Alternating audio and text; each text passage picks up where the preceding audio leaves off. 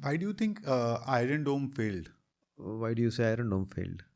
Because at least, okay, that's a good question. Because as per the media reports, Hamas was able to infiltrate a lot of drones, uh, even when Iron Dome was active.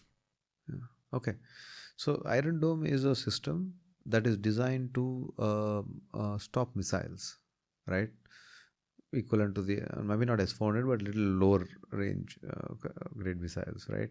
So it's a missile against missile system. Yes. So whenever Hamas launched a missile, this automated system will stop that missile before it hits Israeli soil, right? And it's still at 95%, right? Which is great. Let's say 100 missiles, 95 are being stopped, right? But no matter what, when the missile is coming, people still go into the bunkers, right, for the 10 minutes, right? And I've seen this with my friends who are from Israel, right? Some of them.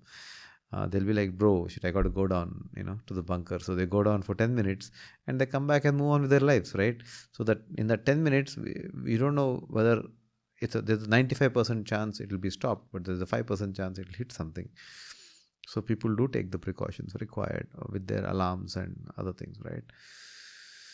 So having said that, Iron Dome is most successful missile mitigation system. It was never built for drones, Hmm.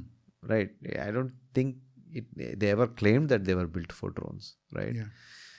They have another system called Arrow, and there are a couple of other systems for drone specific mitigation, but they weren't ready when that attack happened, right? When the attack happened, even Israel wasn't ready for drone mitigation. So I think the drones did come in and kill some of the communication towers and all before the attack commenced, and that's how there was no response for a certain amount of time.